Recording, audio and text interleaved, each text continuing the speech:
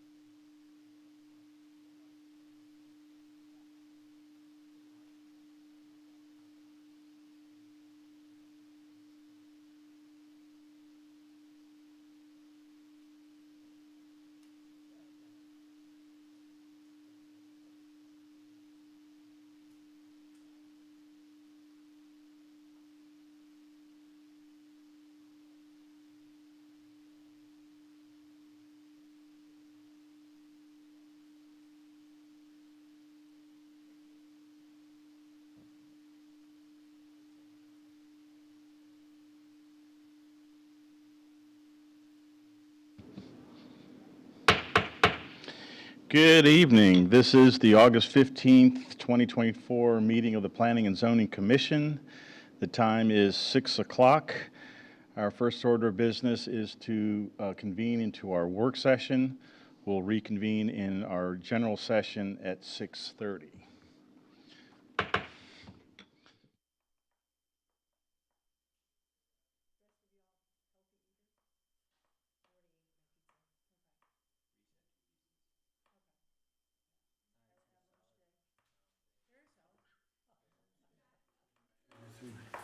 So I mentioned Cindy's online.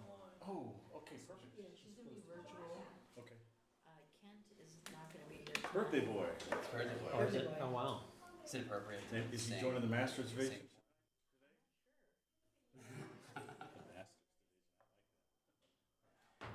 We're still missing Glenn. We'll start with the roll call on the commission. I'm Edmund Haas, chair of the commission. Roll call here, Vice Chair Portman. Do we know if Glenn's coming tonight? He's supposed to be coming. Okay, so he's not here yet. Commission members, Sue Blankenship. Present. Kent Haffeman is out. Cindy Bishop. She's supposed to be joining us. Okay, she will be joining us virtually. Ed Marr Present. and Freddie Guerra. Present. All righty. Miss Mary Prone Boswell, if you'll introduce staff and review the cases. Yes, sir. All right. So tonight we have myself, Mr. Matt Steer, Development Services Administrator, Mr. Louis Rahil is here somewhere, Assistant Director of Community Development, Desiree Holman, Code Compliance Officer, Rachel Stern, Code Compliance Officer, Lauren Schellenberger, Code Compliance Officer, and Ms. Ashley. What was her last name? Schellenberger? Oh, it's Sully. Is it Sully? Schellenberger, it's a little long. I was seeing if she pronounced it right. It's a test. Ms. Ashley Owens is joining us this evening. Hey. Welcome back, Ashley. Thank you for having me. All right, so there's one item on our agenda this evening. So it's a short-term rental request at 619 Oak Drive. So as you know, back in May of last year, City Council changed the process to have an STR. So you have to go through a special use permit process now. So with this particular case, Cindy's on there. Okay.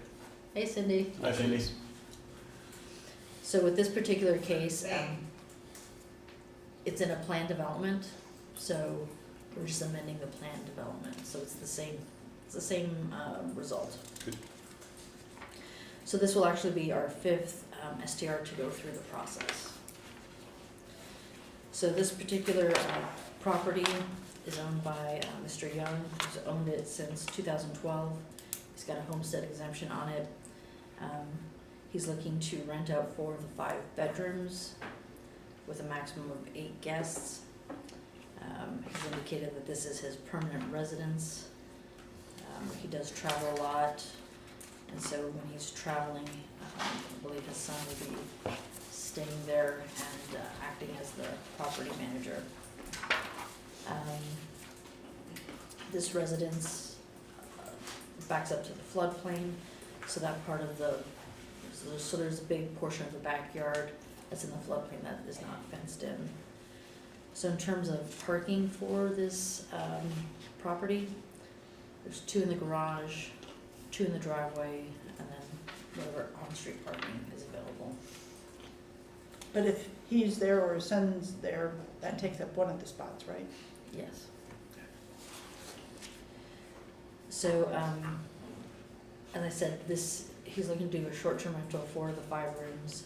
So guests would have access to the entire house. So there's living room, family room, game room, kitchen, laundry, dining room.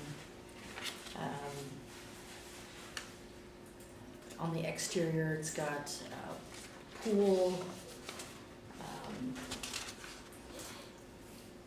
outdoor kitchen, eating area, children's play area, pool, and basketball court.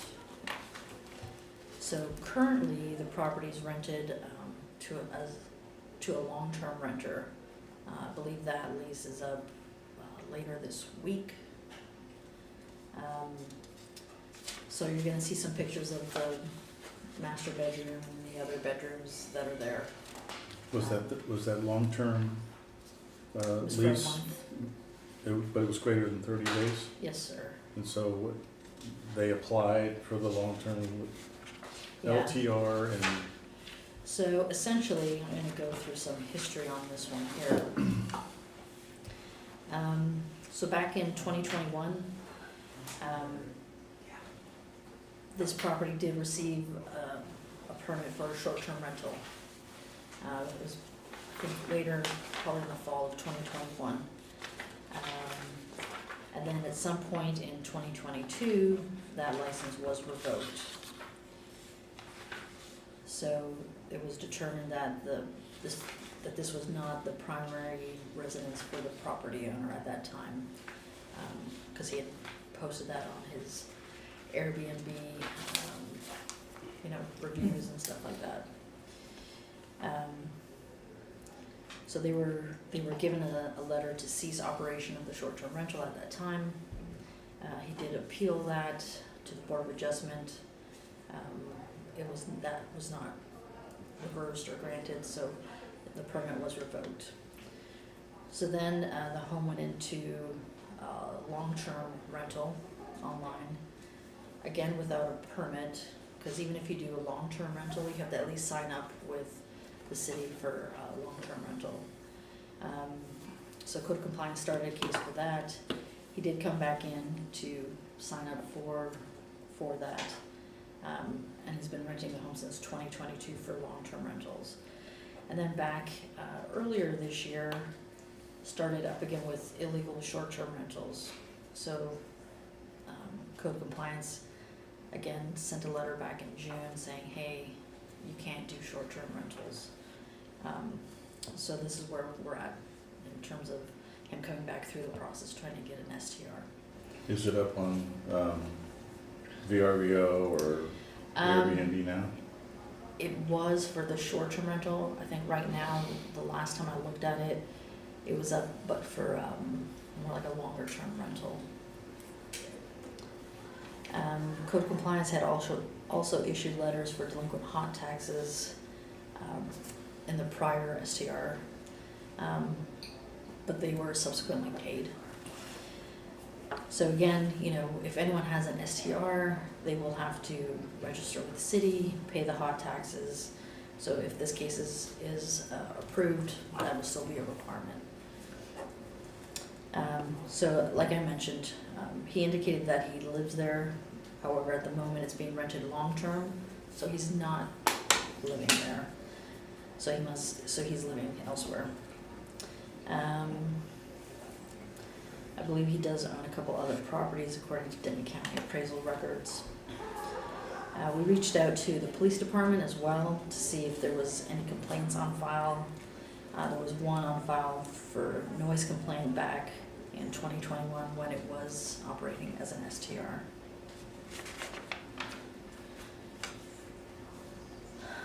So again, this is a zoning change request. We do mail out notices. So we mailed out about 21 to within 200 feet, and an additional 101 notices, courtesy notices within the 800 feet. As of this afternoon, we had 7 of the 21 had replied within that 200 feet, another 8 within that 800 feet that were all opposed to this request. We did also receive an additional, I think 5 or 6 outside of that 800 feet that were opposed, and we also received another 5 outside of that 800 feet that were in favor of the request. So, based on the information that staff had, we're unable to recommend approval of it, but should the commission choose to recommend approval, we do have conditions that we would ask be applied to it. Just to let you know that if this, if the item is denied, the applicant does have the ability to appeal it. Supermajority with council. Supermajority, yeah, we would have we would need a supermajority vote at council. Also, if it was, whether it was, even if it was, so they would have to appeal to us to go to council. If it was approved, there's another instance where if more than 20% of the property owners objected to it, they would still need a supermajority at council.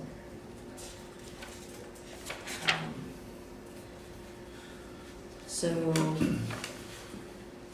that's pretty much it. I just have a quick clarifying question, Yeah. if you don't mind. So in the verbiage, it says that he's renting out 4, and there's 5 bedrooms, but on the floor plan, it only shows 4 bedrooms. So I was very confused by, is there 4 bedrooms or 5 bedrooms total in the house? So I believe there's 5. I think there's another one, because I think it says office. I think there's another one around there. So I'm not sure if the floor It's just, plan I didn't know if he submitted this floor plan, you guys have this floor plan, or where the floor plan came from? is- Yeah, But it only and, shows 4 bedrooms. and I'll let him kind of Okay, explain that. that's or fine. if I it's just fine. didn't know if I was missing something. Yeah. Okay. Mary, I have a question too, just in regards to his son living there. How long does he travel for, and is it like months on end, or? That's something that you'll have to ask Okay. him. That would be my question. The owner has to be present Mhm. while the STR is actively running. Correct. If the owner is not present, somebody else that's manager of the, That needs to be there, right? okay. So what qualifies as being there? I mean, Yeah. if I run to the grocery store, Well, you can go to the grocery store, but you should be living there, like staying there spending your overnight. nights there, Mhm. okay, got it, And Like then, obviously people work, right? right, that's why I was asking. so we've had a handful of STR applications come through us. Mm-hmm. And I can't recall the number of rooms, but do we have any where we have 4 of 5?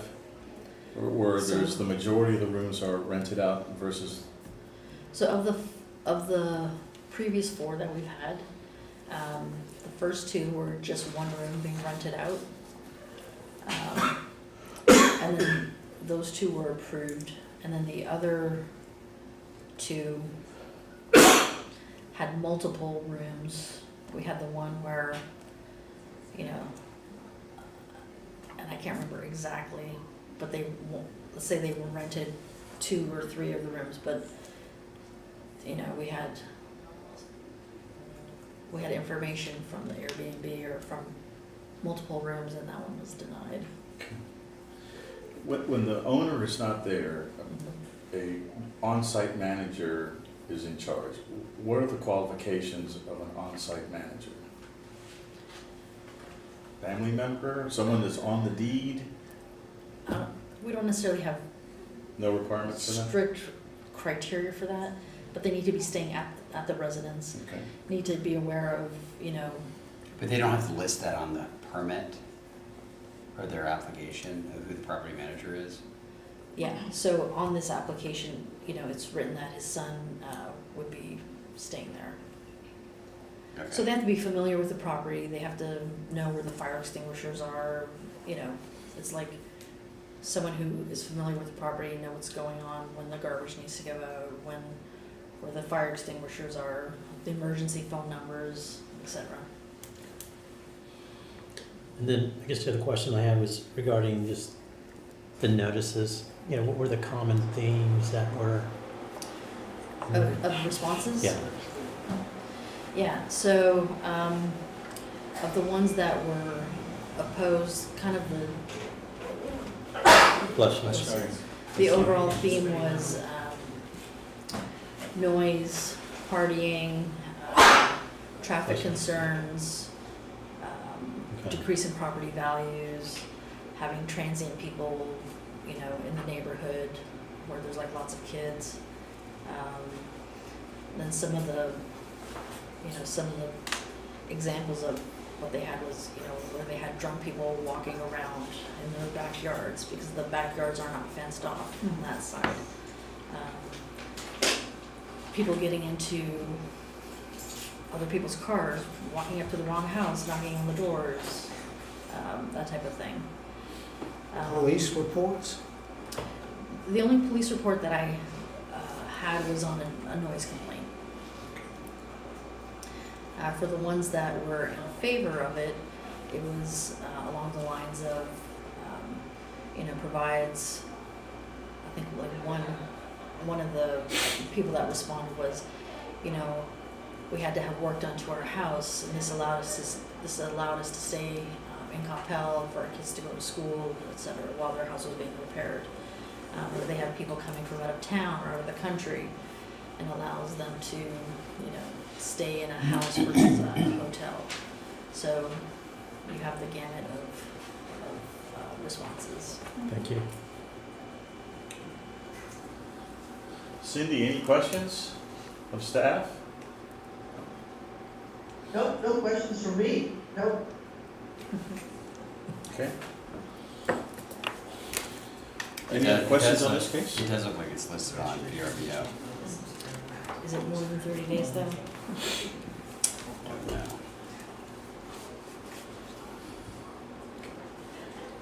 Any other questions on this case? Glenn? No. Very good. Okay. You want to hit council, update on council? So we don't have anything. So the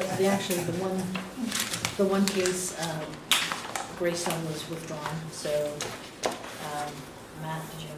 I think, Ashley, did you want to tell them about the boards and commission interviews? Sure. So, boards and commissions applications will open up on August 26th and run through September 20th. The commissioners that terms are expiring is Mr. Guerra, Ms. Bishop, and Mr. Haveman. Your scheduled interview, if council chooses to interview you, would be October 14th at 6 p.m.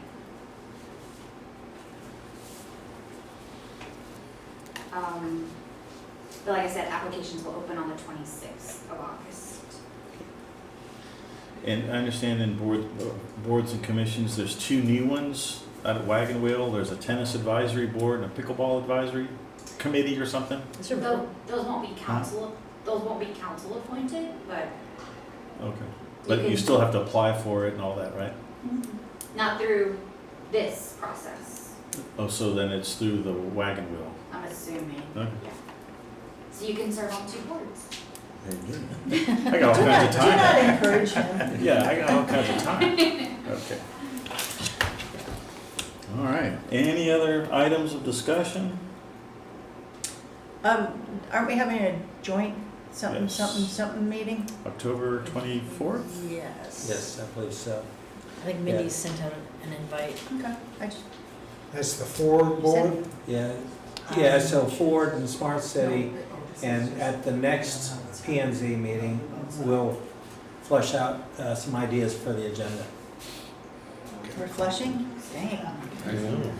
Well, however you want to say it. I didn't want to say it. Okay. Well, good. Well, let's see. If there's no other business, it is 6:20 and we can take a break until we convene into general session. 6:30, yep. All right, 6:30. Thank you. Got it.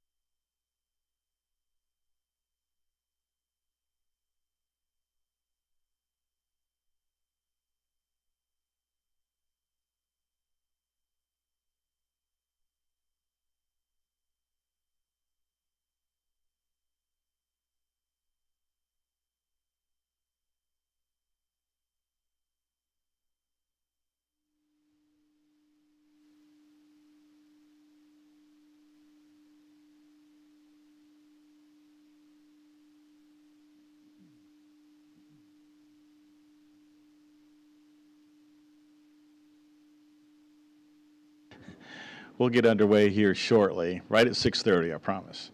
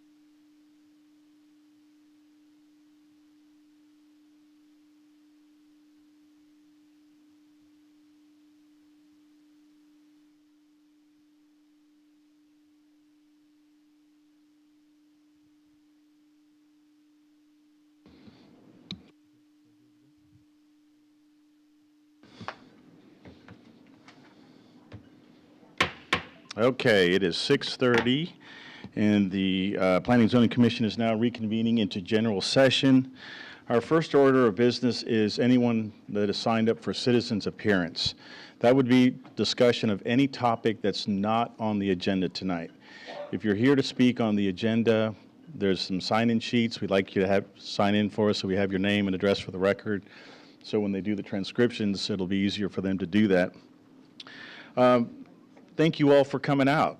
It's rare that we see a full house, so that means you all are doing your duty as passionate citizens. So thank you for coming out. Is there anybody who'd like to speak on citizens' appearance for any item? Okay, seeing none, I'm going to ask for Ashley. Did we receive any comments electronically to speak? No, sir. Okay, very good. We'll move on to item 5. That's approval of our meeting minutes from our July 18th meeting. Are there any comments by the commission, or is there a motion by the commission? Yes, Mr. Chairman, I move that the minutes of the last meeting on July 18 be approved as written. Okay, we have a motion by Vice Chair Portman. Is there a second? Second. Second, Commissioner Marr. I'm sorry, Ashley, would you call the roll, please? Sure. Vice Chairman Glenn Portman? Aye. Commissioner Blankenship? Aye. Commissioner Bishop? Aye. Commissioner Maurer? Aye. And Commissioner Gore? Aye. And Commissioner, Haas. Aye. Sorry. Thank you. I get this all the time. All righty, thank you for that. Item 6 on the agenda is a PD, PD-109R3-SF-9, 619 Oak Bend Drive. This is to consider approval of a short-term rental located at, 619 Oak Bend Drive. This is a zoning change request from Plan Development number 109, Single Family 9, to Plan Development 109, Revision number 3, Single Family 9, to consider allowing a short-term rental on 0.74 acres of property located at 619 Oak Bend Drive at the request of Scott Young, the property owner. We have a presentation by Mary Perone Boswell. Mary?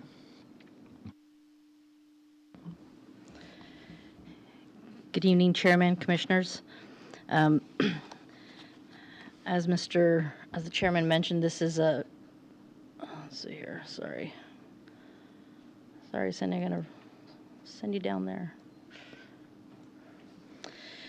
This item is regarding a short-term rental. On May 30th of 2023, the Coppell City Council approved an ordinance amending the Code of Ordinances, Chapter 12, Article 30, for special use permits, defining and establishing special use permits for lodging houses, which includes short-term rentals or STRs. All existing and future short-term rentals will be required to have a special use permit in addition to registering with the city in order to legally operate in the city of Coppell. This is being our 5th STR to go through this process.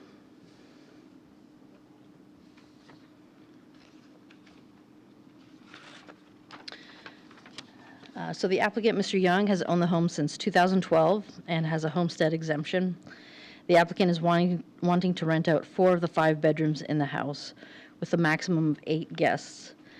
The owner of the property has indicated this is his permanent residence. He's indicated that he travels a lot and takes care of his mom in Houston, and that his son would be managing it when he's out of town. Typically, a special use permit is required for a short-term rental. Because this lot is currently part of a planned development or PD district, an amendment to the PD is more appropriate and accomplishes the same results as an SUP. So as you can see on the left-hand side, this residence backs up to a floodplain, and that portion of the property is not fenced in. The single-family home has a 2-car garage, and additional 2 spaces on the driveway for guest vehicles to park.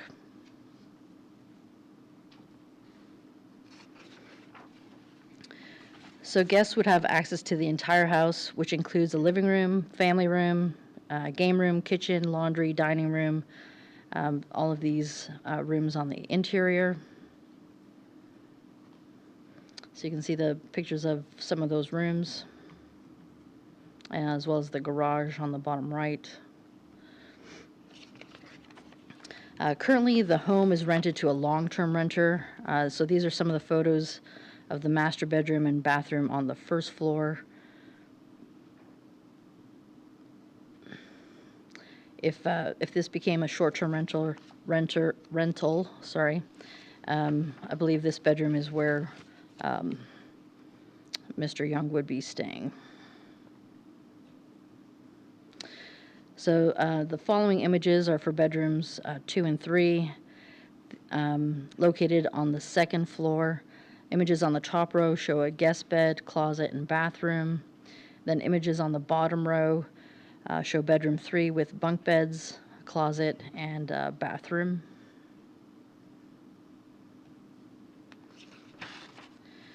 The following images are for bedrooms 4 and 5. So there are 2 bathrooms upstairs, so they must be shared among the 4 bedrooms.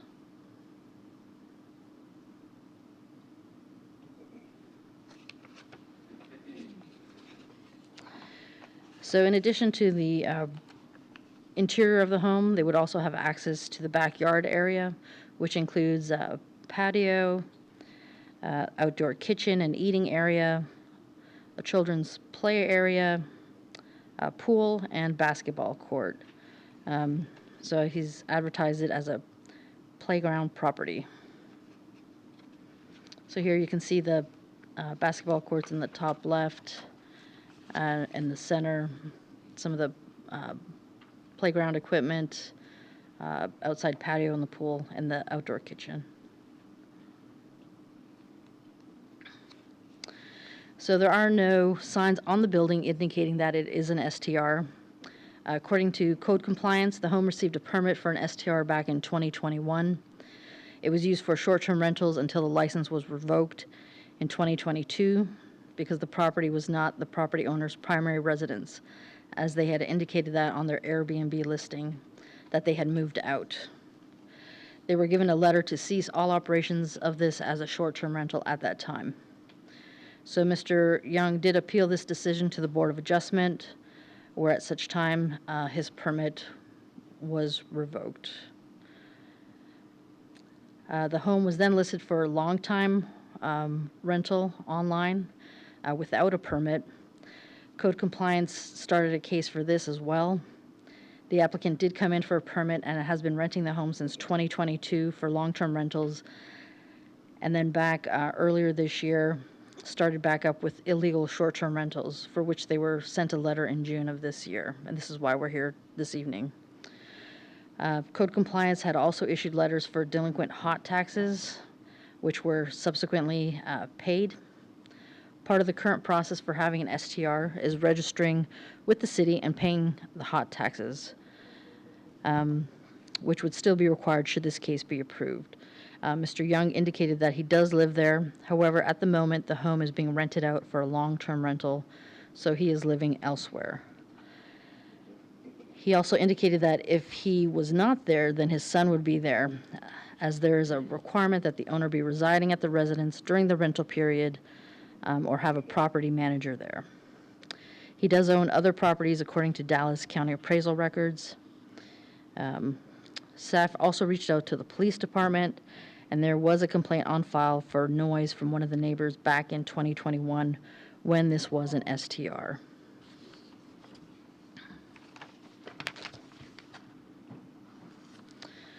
So because this is a zoning change request, we did send out notices, 21 within 200 feet as required by state law, an additional 101 courtesy notices within 800 feet. As you can see on the map there, we received 7 within 200 feet that were in opposition to the request. We received another 8 within 800 feet, also in opposition of the request. In addition to that, we received an additional 5 that were opposed that were outside of that 800 feet, or I couldn't tell where they were coming from because not everyone put their address. There was also 5 that were in favor of the request, but again, outside of that 800 feet.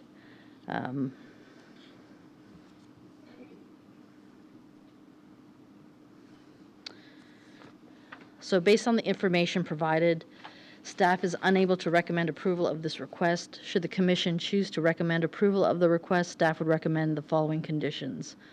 1, that they obtain an STR permit. 2, to notify staff of any change of property ownership. And 3, or C as I've listed them, limit the rental to up to 4 rooms for less than 30 days. That is the end of my presentation. I believe the applicant is also here if you have questions or if you would like to present something. Okay, very good. Thank you, Mary. Any questions of staff by the commission? Glenn? Yes, Ed, what is the city's position when the property is currently leased long-term on applying for an STR? So he can apply for an STR. We would say that if he's doing an STR, that they do the STR, not, you can't flip-flop back and forth. So if you want to do an STR, you're doing the STR. You're forfeiting that long-term rental portion of it, unless you want to give up the STR. So if it's currently leased long-term, It's leased till the end of the week, I believe. okay, thank you. Ed? Yes, Mary, just curious, on letter C, what's driving the limiting the rental for 4 rooms? So it's 5 rooms. He has to live in one of them. So prior to coming out before you, we met in pre-session to review the cases, and one of the questions I had of staff in pre-session was, of the STR applications that we've received this year, the number of rooms that have been available for rental. And what was it, Mary, of the 4, 2 had 1 room, and the other 2 had multiple rooms, 3 and 4? Multiple rooms. Okay. The other question I had was clarification on the owner's presence during rental, that is physically being there, or someone in charge, a property manager in charge, and you said in this case it's his son that's physically there at the site of the STR. Okay. The only other question I would have of staff is, was the application filled out correctly? No Yes. statements that are not true? Everything is correct on the... I can just tell you what was on the application. Okay, very good. Okay. Any other questions, staff? Cindy? I'll go with Sue, but that's all right. I'm sorry? Sue, sorry. That's right. Sorry. No worries, it's been a long day. Mary, made me forget my question now. I'll come back to it. Okay. For the benefit of the folks here, we have one of our commission members is virtual tonight, Commission Member Cindy Bishop. So you may hear someone pipe in from from the cloud. Okay, I All right, remembered my Sue? question. All right. Did code compliance review the building and the house for compliance with our rules and regulations for short-term rentals? Right, so we did send out code compliance to the site, and they provided basically the majority of the pictures here. So I think there was just the fire extinguishers that they needed some tags, which I believe he's complied with since their inspection. Thank you. Cindy, any questions remotely? Nope, no Oh. questions yet. Okay, very good. All right, is the applicant here to present the case? Come on down.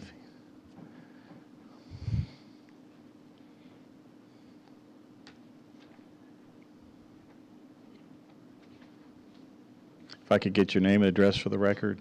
Scott Young, 619 Okay. Staff has presented the case as, based on the application that's been received. Is there anything you'd like to add to this application?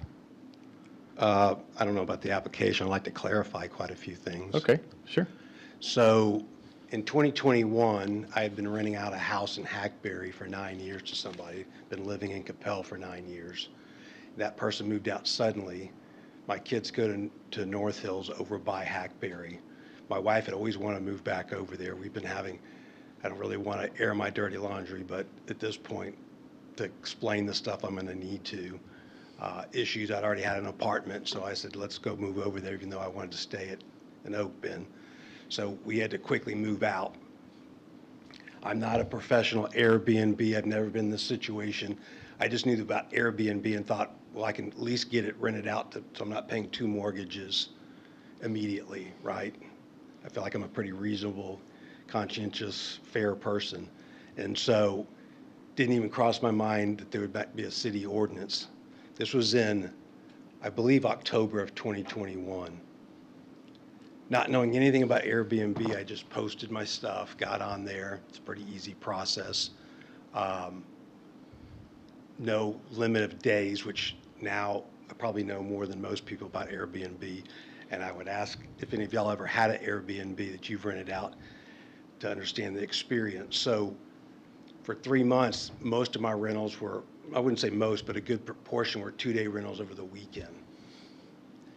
Had no idea that that was a recipe for disaster. So within a month or two, I got some feedback, not from my neighbors that could have easily had my number or come next door and talk to me. Instead, they got on Facebook and smeared me across the city. Had they come to me, I would have done what I did, and that's immediately block off January 1st on, because I'd already had some bookings in December. If you cancel, you're off of Airbnb, basically. So I try to be very considerate and let the neighbors who were communicating with me know, sorry, I didn't know it was going to be like that. I think the amount of problems have been way over exaggerated, because I have neighbors also there that said, we didn't have any problems. There was one weekend wedding that I was out of town, so I wasn't able to check them in, that apparently they invited a bunch of people over in the backyard and had a big party. It was, from my understanding, one event, and everything else has been kind of exaggerated from there. So I immediately applied for the short-term rental and got it approved. Apparently the same neighbor was not happy with that, so again, the spreading of rumors, going out, saying I'm not living there. I never remember seeing anything about having to live in, I would like to question everybody in this room if they've ever rented an Airbnb, and I'd guess half the people have, and they've never gone to an Airbnb where someone's staying in that house. John June's not here, but I've got the article that came up that he was like, well, they're not gonna actually have to stay in the houses. That would be weird, right? I don't get where y'all were going with this, but it is what it is. I'm here now, and this is what it is. So during that same period, I got one call from the police when they were there, the one report. So if there's all these huge parties and all these problems, why is there only one police report? That police, I immediately answered the phone and said, oh, I'm so sorry. And the police officer said, no problem. I've already talked to them. They understand and everything's fine. But I didn't leave it at that. I called the tenant immediately and said, if I get any more complaints, you're out immediately. And that's on my posting, continues to be. And the girl, I think fiance said, oh, it's my boyfriend and his friends, they're playing football in the backyard, but I told them to come inside. Not ideal. It was probably late, but again, I think things have been way blown out of proportion.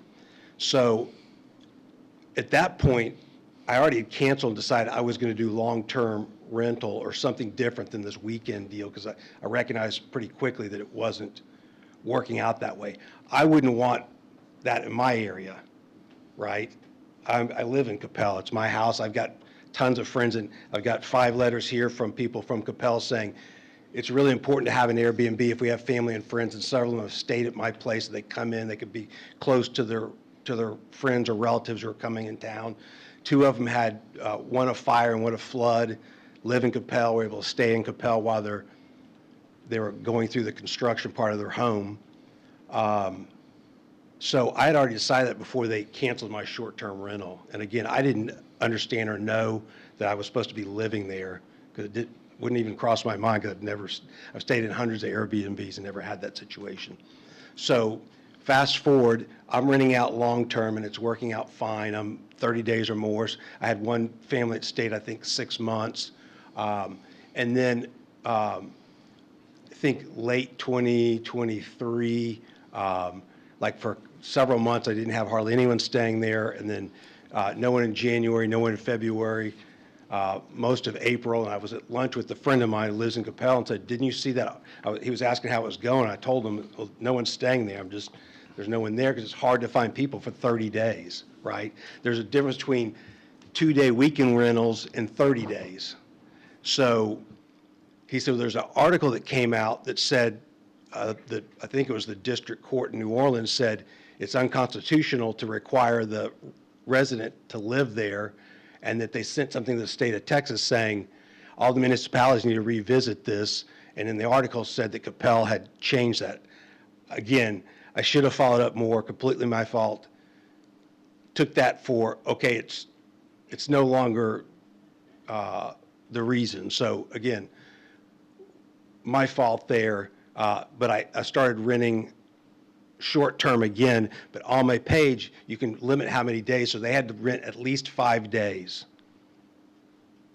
And so completely different rental folks, all family, all quiet. In fact, I know I've got 4 kids, 3 dogs, and a Colombian wife who likes to listen to music very loud. I'm sure my neighbors are probably hearing less with the renters than when we're there. So I've got neighbors right next door that said they rarely heard anything. They didn't even know when people were there or not there this time when I was renting short term. There's another neighbor on the other side that is busybody and apparently trying to find stuff. There was a gas leak out on the right of way of my house, and she came across into my house and went and started talking to the renters there, and that's how this whole thing started again. Is she got on Facebook again and started, you know, I had another friend say, hey, is this Nancy, your neighbor? And I was like, yeah, why? She's saying all kind of stuff about you and your house and your rental all over Facebook. I'm like, what? And so, again, I didn't reapply for the permit, my fault. But every time anything's been brought to my attention, I've immediately followed up with it. I immediately applied. I immediately resolved everything, including the inspection has been 100% approved. I had a few things to go correct. I immediately correct them, send the pictures. And Desiree, who I think is here, had said everything, then you're approved. I've already got the approval for that. So my intent was and continues to be to rent as long as term as I can. Minimum of 5 days, but preferably weeks or even months. I hope to retire in this house. I was looking for now getting to the resident part. It's hard for me to be a resident when I'm renting long-term, but I have rented an apartment for my wife before. We've been on again, off again. I'm on an off again stage right now. I was already looking to rent an apartment when this came back up. And so now my plan is to move into my house. I plan to retire there hopefully in the near future and not rent anymore. But in the meantime, I've applied for a short-term rental with the goal of 5 days or more, no one coming in for a day or 2 days. And my other neighbors who are doctors told me there's a huge need for nurses and doctors to have a place to stay for, a few weeks at a time, a couple weeks, sometimes months. And I've already applied to those folks for references and those kind of things on the property. So a lot of what's been stipulated or said is without a lot of this background information of, I'm not saying I'm going to be a resident, I'm going to live in the house. My son lives 10 minutes away over in Hackberry, and when I'm not here, he'll stay there. I've already talked to him.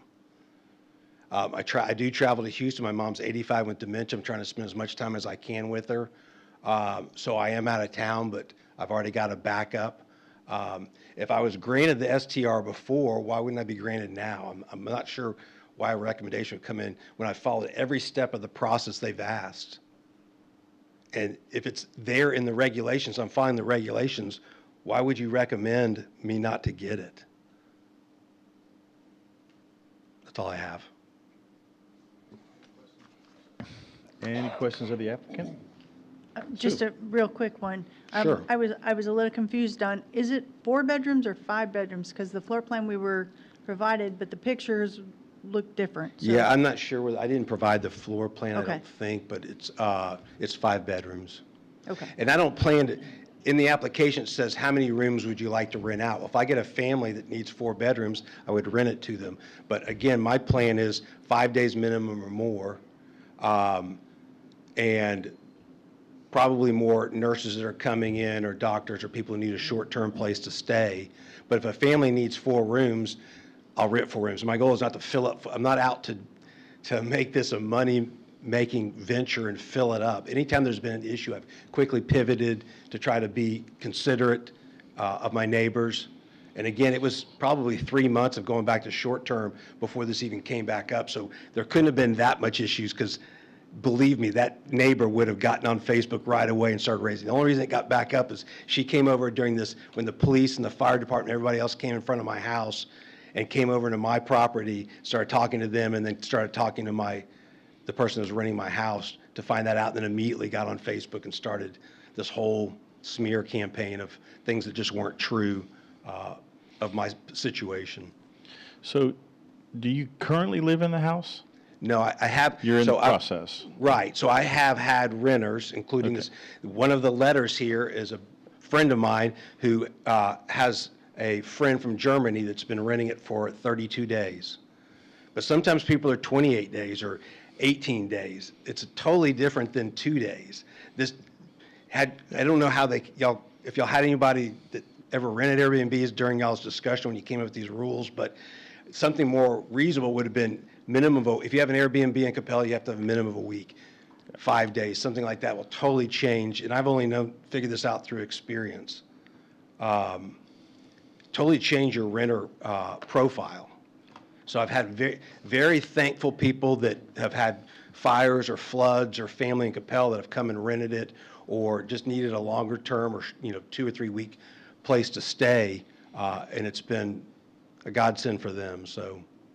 And you mentioned when you're away, your son will be there on site. Correct. I talked to him and explained that. And how old is he? He's 24. Okay. And how often are you away? It depends. Sometimes not that much. I'm trying to regularly go twice a month to go see my mom in Houston. She's literally forgetting the grandkids at this point. So when she forgets I have 2 brothers, and they visit also. One's in Houston and then one's in California, but we all try to get out there as much as possible. And so, it may be 6 months, it may be a year before she's just not remembering us. So right now I'm trying to spend time on there, and then I do business travel and personal travel. But,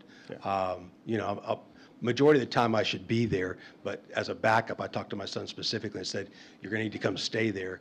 He loves the house. We all love the house. Frankly, one of the reasons we moved is something that happened to my daughter that she wanted. It's one of the reasons. There's a lot of reasons to get back to school. But suffice to say that he has no problem coming and staying there. Is he here tonight?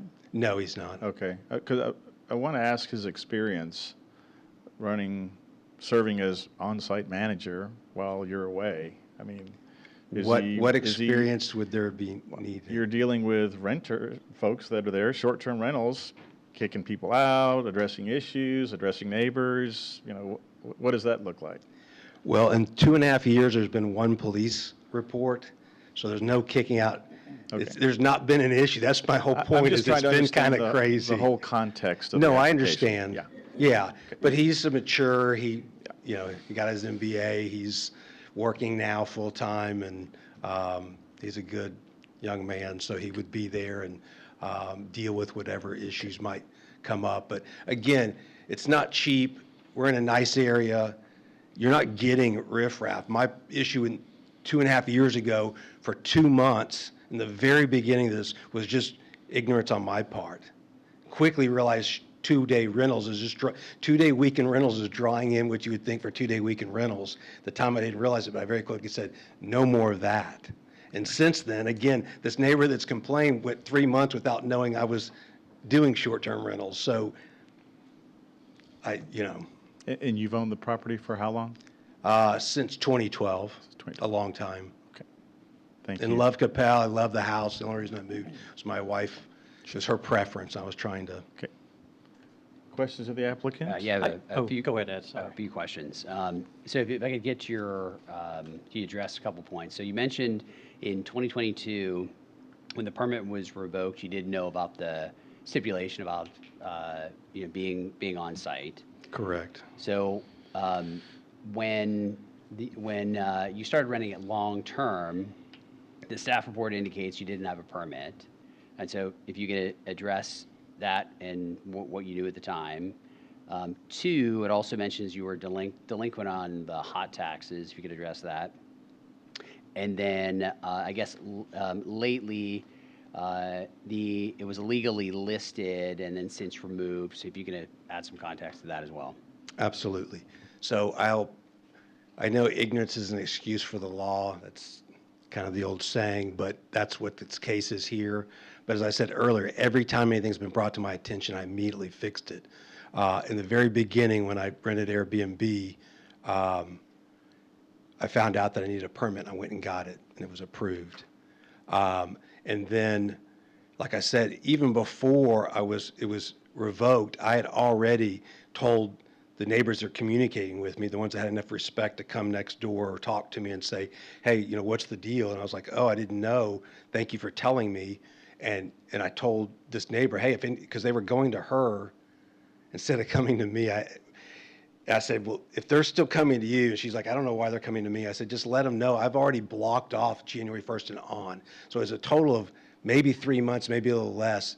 A month and a half or 2 months in is when I found this out, and I just couldn't cancel those, but I respectfully went out and blocked everything off. And so proactively trying to solve the problem, because once I heard that, oh, they're having parties and stuff, I'm like, well, I wouldn't want that. So I wouldn't want them to have that either. So I tried to fix that. And then long-term rental, I mean, you rent a house, you don't get a permit. So again, ignorance on my part, but I just didn't know. But as soon as it was brought to my attention, again, I went and got it approved, had an inspection, had a couple of issues, got them fixed within the week, sent the photos and got it all approved. Everything good, renting long-term again. And then, like I said, I went through this really long spell where I wasn't renting. It was brought to my attention from another Coppell resident that the regulations had changed. And so at that point, the only thing that had changed was me not living in the house. And at this point, I had already got an apartment to come back into my house with my wife. And so if I don't need to be a resident, then I didn't see, hindsight's 2020 now, I say, well, I should have come and gotten a permit, right? But I changed my setup to the 5 days, which, you're not going to get as much. I had spells where I didn't have anybody, but I didn't care. It was more about respecting the neighbors and having good tenants, checking them in, ensuring, again, on check-in that they know 100% if there's any noise issues at all, they're kicked out immediately, putting it on the site, sending them before they book. They request a book, and I send back saying, you'll be approved, but I need you to confirm that you understand there's no parties, there's nobody that's not staying at the house, that any noise issues at all. If I get any complaints from my neighbors, they're my friends. I'll know. You'll be kicked out immediately. I can show posts of those, everybody that rented the house. That's why there was no problems, because I took more control of it. I understood better. I learned from the early experiences. So again, all three of those are my fault in hindsight, but they weren't intentional. And as soon as I found out, I immediately addressed them and went to try to get them fixed. So, okay, so in terms of the last listing of it, so when you listed it, were you living at the property? When I listed it, when? So the staff report indicates that recently it was advertised online, but it's since been removed. So when they notified you, were you living at the property? When they put the sign in my yard? I'm sorry, I'm just trying to figure out what So Mary, you may need to add some context to that. So earlier this year, it was brought to our attention that they were doing short-term rentals without going through the STR permit process. And code enforcement did go and put a sign in their yard, yes. Okay. So I think that's where you're referring to. Yes. No, at that point, I wasn't. I was actually in Columbia, where my wife's from. It was my birthday, and I was at an Airbnb, ironically, there when I got a call from the neighbor that's the friendly neighbor saying this other neighbor's stirred up a storm and got them to put a sign in your front yard and took a picture and sent it to me. So it was a great birthday gift for me to get this information. So again, brought to my attention, immediately canceled 3 or 4 reservations. Big ding on the Airbnb. That's a really bad thing to do, but followed the process, followed the regulations. As soon as I understood what it was, immediately canceled them all. The listings are still out there, but it's 30 days or more. So that's maybe some other clarification that needs to be put out there is you can list it out there. It just has to be 30 days or more. I don't get any requests because 30 days or more is very rare for people to do. That's my issue is if you told me, okay, we're only going to approve you for a 14-day or 7-day, thumbs up. I mean, to say 30 days is just, you're just not going to get, I had a good spell and now again learned that I was just kind of lucky for a while to get some good tenants there, that there's not many people that do the 30 days or more. Even the 2 folks that had the fire and water issues in Coppell, I think it was 3 weeks. So. Okay, so I'm still confused on the last, so in 2022, you didn't know the regulation. Long-term permit, you also didn't know that there was a regulation. So by the time you listed it most recently, I'm assuming you know there's a regulation for short-term rental and to be living at the property. And so the question is, did you list it without a permit and also without living at the property? So again, that's, I think some confusion is listing or not listing. It's always been listed. The difference is you put 1 day, 2 days, 5 days, 30 days. You can put a minimum stay in Airbnb or VRBO. So it's always been listed. There's no listing or not listing. It's just changing those dates. So, but if the city asks you to remove it, then my assumption is that you need a permit for an STR.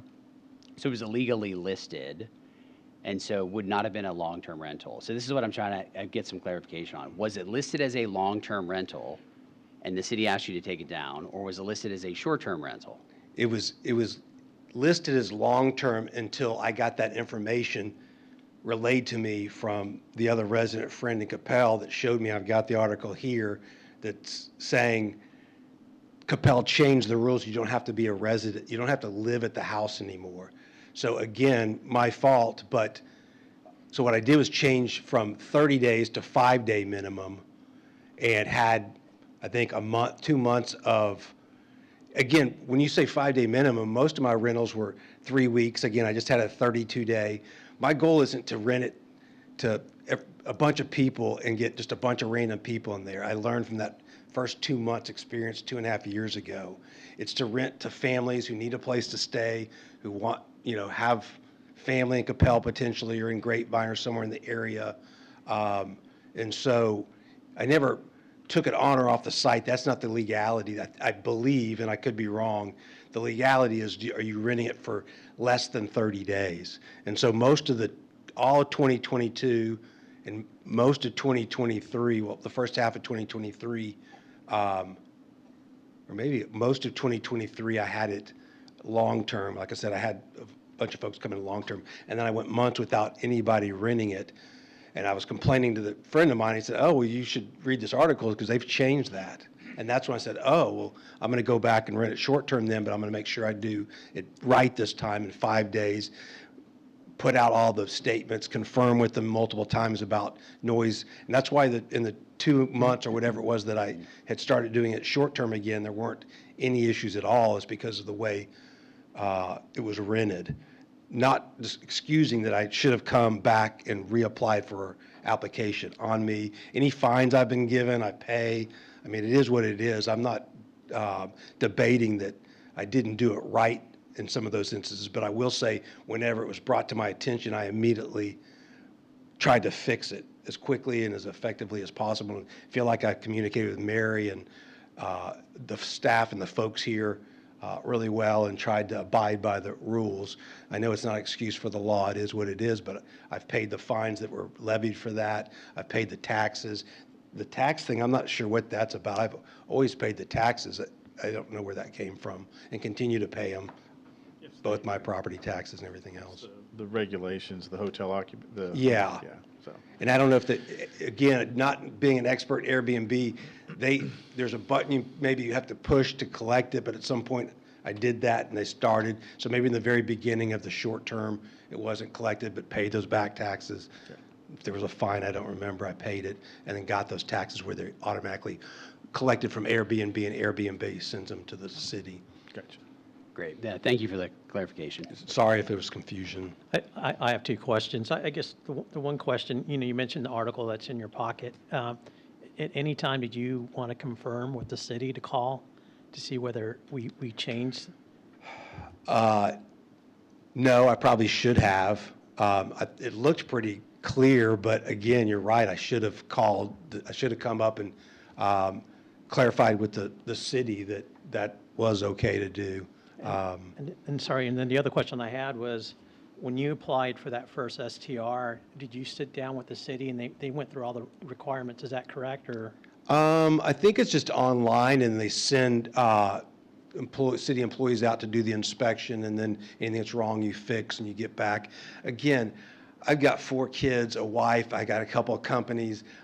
I'm not trying to do anything illegal or I'm just living my life trying to get. I mean, this behind the scenes kind of gossip on Facebook seems so absurd to me, when you can walk into my front door and knock on my door and just talk to me, and I'll respond as a neighbor, and I'm a pretty easygoing person. And in fact, I talked to this woman's husband several times in the backyard. In fact, he came up to me and said, "Hey, there's a swing that's got a little thing in the rope. You may want to check that out." And I was like, "Oh, thanks." Very nice guy. See him in the backyard. Never once said anything about any issues, any short term, any noise, nothing. It's one person in particular that's got, I don't know why, because I've been very wronged by this lady. I will not get into that because it's deeply hurtful to myself and my family, but I don't get what she's got out against me. It's just crazy. Good. And any other questions by the commission? Cindy? Okay. Nope. Nope. Okay. Mary, a point of clarification. An applicant can either have an STR or an LTR, but not both. You can't swap, right? It's one or the other. And the STR is 30 days or less, and an LTR is 31 days and more, or more, correct? Correct. Okay. Is that in the regulations? Because I haven't seen that anywhere. Is that stated somewhere? Because again, it would make sense for the city. I think most people would say you'd rather have it long-term. That's my goal, is to say, if I can get someone longer, isn't that what most people want instead of short-term? But I just don't want to go months without I'm not trying to bargain Sure. here, I just want to make sure Yeah. that, because I've So- read the regulations a lot now for this whole So proceeding. it's either one or the other. It is one or And the you're other. and applying that's- for an STR. That's what we have. Okay, well, I've got a long-term rental permit right now.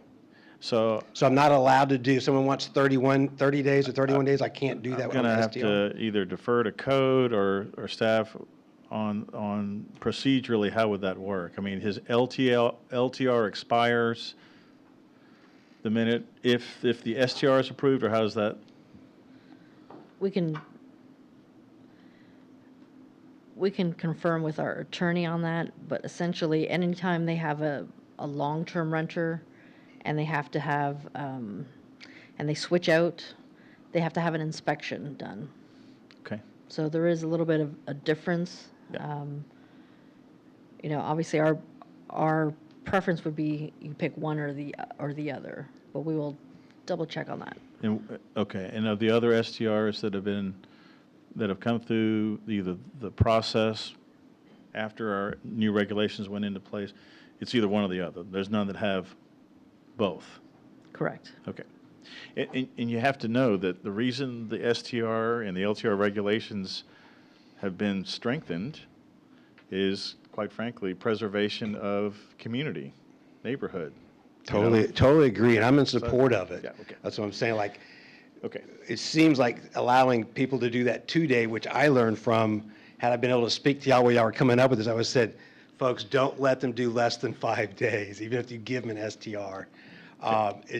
You're just inviting people who are weekend, single folks and young couples that are more energetic can afford to come in for a weekend. Most of them aren't going to come in for 5 days. It's going to be a family. I just learned that. And so I'm trying to work also around what I think is best for my neighbors and conscious of that. I'm a Coppell resident. I don't want, and again, I know that you put up the stats, we sent out these and this many people were against it. Well, if you say, do you want an Airbnb in your neighborhood? I would expect 100% to say no, right? Because they're not considering this, that there's people who have floods and issues or family come in, or if their family came in, they might be the one that said yes because of the convenience. But I would expect most people to say no because, if it's a yes or no question. There's a process for applying for them, and that's what this is. So I understand. we'll reserve the right to ask you any follow-on questions, but I'm going to go ahead and move into the public hearing phase. And so we'll give you probably at least a chance to respond to any of the comments that you might hear tonight, one way or the other. Okay, well, I would like appreciate to have y'all's time. a copy. Yeah, You mentioned sure. Okay. Okay, very good. Thank you for your time. Okay, thank you. We have 21 folks signed up to speak. And so the rules of the order here are 3 minutes maximum. We encourage you to be succinct and to the point. Facts, please. As part of your comments there, either pro or con. I will call 2 names, so the next person be ready to come up. Right now, we're sitting at 63 minutes of input, plus whoever else hadn't signed up. So we want to hear you all, but for those that, if there is an item that's been covered, thank you for repeating it, but maybe not, but just say ditto to whatever, so someone else has already mentioned that comment, so at least we have your thought for the record, okay? All righty, so I'm going to start with Jacqueline Bresnahan, followed by Tom Bresnahan, and then third in the queue is Ali Askar. Yeah, and so I'll need your name and address for the record. Hi, can you hear me? Yes. Okay. My name is Jackie Bresnahan. I'm at 607 Oak Bend. That's 3 houses down. So I've proudly called Coppell home for 36 years. We were one of the original residents who built our house on the creek side of Oak Bend 31 years ago. So we've been there a long time. We were expecting to enjoy a peaceful, family-oriented neighborhood, not a block where a hotel might be placed near us. I'm here to strongly oppose the proposed zoning change. Our past experience with the property has shown such a change brings numerous negative impacts. Firstly, safety concerns are paramount. We have witnessed transient strangers wandering through our neighborhood and even our private backyards.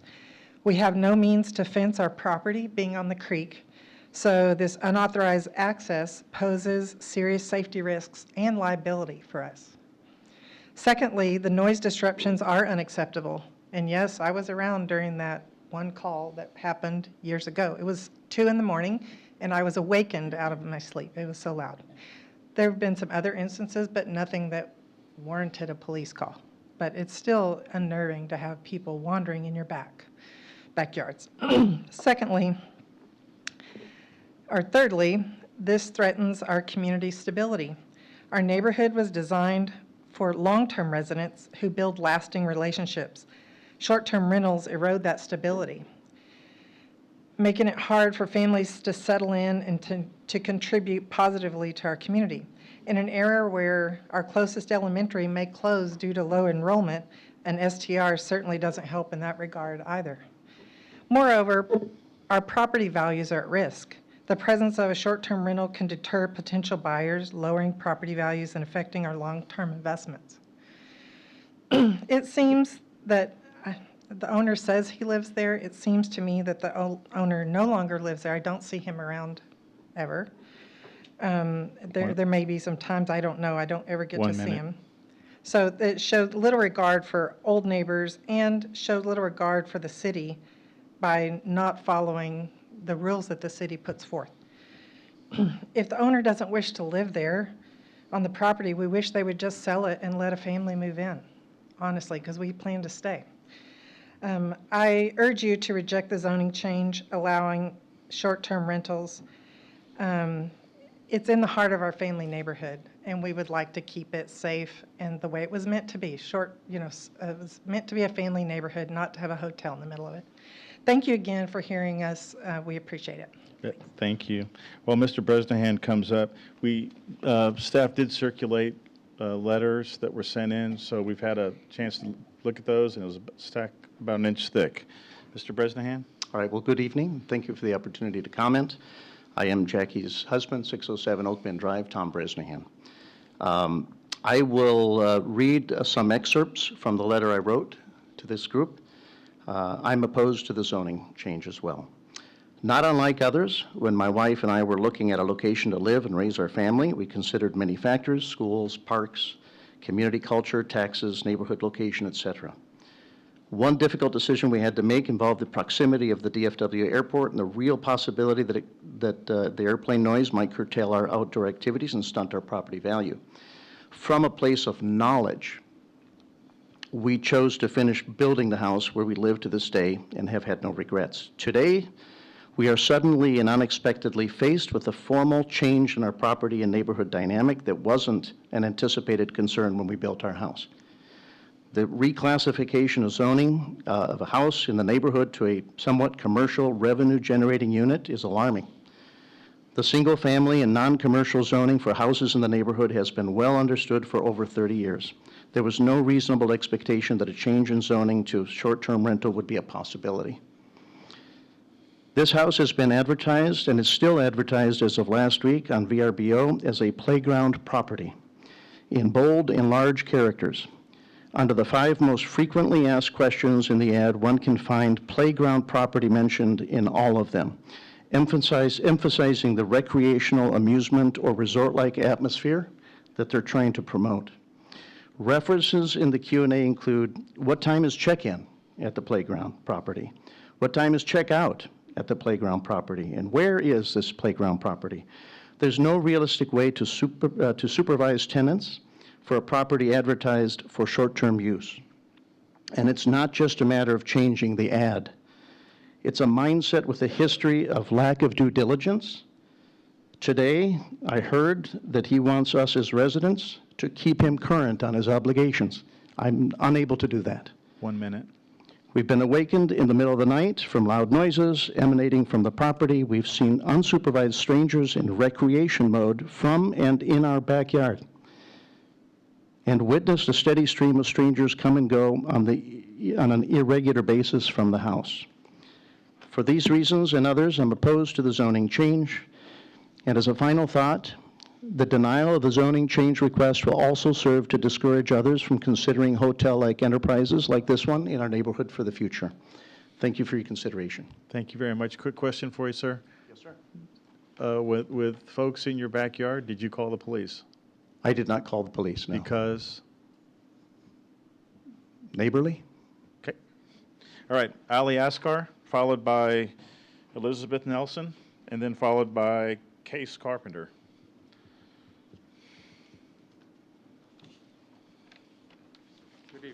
Good evening, y'all. My name is Ali Askari. I live at 104 Branchwood Trail. I'm a 17 years resident in Oak Bend. And originally, when I picked this neighborhood, it was because of the single-family households. And my opposition to this agenda is, is that open subdivision is not designed for the proposed zoning. It is for single-family household only. Parking is an issue there, and parking is an issue there. And if you're driving from West Sandy Lake, coming down east, you only have one driveway to go into the subdivision. Even though there is two. I'm sorry, Chairman Haas, could you pull your microphone? I'm having a really hard time. Oh, I'm hearing sorry. you. That's right. I'm Thank you. sorry. Much better, much Thank you. better. Yeah. If you're driving on Sandy Lake, going west, you only have one driveway to go into the subdivision.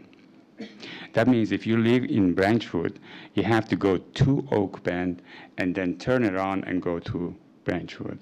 So you see, more crowd is going to bring more people in, and there will be more traffic. And just think, at 5 o'clock, when you're coming back home, you have to line up to get into the subdivision. Doesn't matter where you live. And again, and another point is the safety issue. Many of us here, including myself, raised children here, thinking that this subdivision is for single family only. Now, many of us here have children and grandchildren. We've been subjected to more traffic, and that's not fair on all of us here. That's all. Oh. Any question? No. Thank you very much. Thank you very much. So next was, I'm sorry, Elizabeth Nelson, and then Case Carpenter. Ashley, if I could get you to call out the 1 minute. Sorry, thank you. Good evening. My name is Elizabeth Nelson, and my family lives at 618 Oak Bend Drive, directly across the street from this house. I urge Planning and Zoning to deny this request for a special use permit. As you've heard, we've been dealing with some rental issues at this property for around 3 years now, since 2021. I firmly believe that the family and the owner that used to live at this house moved out in 2021, and once they moved out, I've only ever seen the house used for short-term or long-term rentals, or it's vacant. I haven't seen the owner living at this property. We live right across the street, and we can see who's coming and going. The owner's prior short-term rental permit was revoked in 2022, and the owner appealed. I know he lost his appeal and changed to long-term rentals for some time, but then switched back to short-term rentals without obtaining a new permit, and only stopped when he was issued the possible fine of $2,000 a day. The city's short-term rental ordinance states that no person shall advertise as a short-term rental unless registered in accordance with the ordinance. It requires property owners to provide verification that the short-term rental is their residence, and a primary residence is the usual dwelling place of the applicant's residential dwelling that must be documented. For purposes of this chapter, a person may only have one primary residence. The owner's written the city that he's the only resident living at the house, but that he spends a lot of time away. And in 2021 said he was basically renting the house on the weekends when he's out of town, and signed a statement to that effect. However, he's advertised online that he lives 15 minutes away, so if any major issues arise, he can visit. Living 50 minutes away is not living at the property. I don't think the long-term renters who are 30 days or more have been an issue. To my knowledge, they've been quiet and treat the neighborhood with respect. It's the short-term renters who I think pose a problem. If they're only staying there for a week or a weekend, they have little incentive to treat the neighborhood with respect. They've hosted parties, including a bachelor party with kegs. And I'm sorry, but I believe the owner's been dishonest with the city by renting it when it's not his primary residence. You have 1 minute left. And renting it on a short-term basis without a permit. So I don't trust any information provided now as to what will and will not be done with this house, or that it will only be 5 days or more. If the owner were renting out individual bedrooms, that means the house across the street from my home will essentially become a hostel, with strangers coming and going year-round, and potentially 4 different groups renting out each of the 4 bedrooms. I see that staff did not recommend approval of this request, and I agree. A short-term rental is not appropriate for a quiet neighborhood. Thank you very much. Thank you. Case Carpenter, followed by Nancy Bookout, followed by Brent Bookout. Hey, good evening. So Case Carpenter, 146 Oak Bend Drive. I am opposed. I think I listened to Mary here for maybe 1 minute, and I thought this decision was pretty easy. So I'm surprised we're here. It takes one thing to book a VRBO. That's a credit card.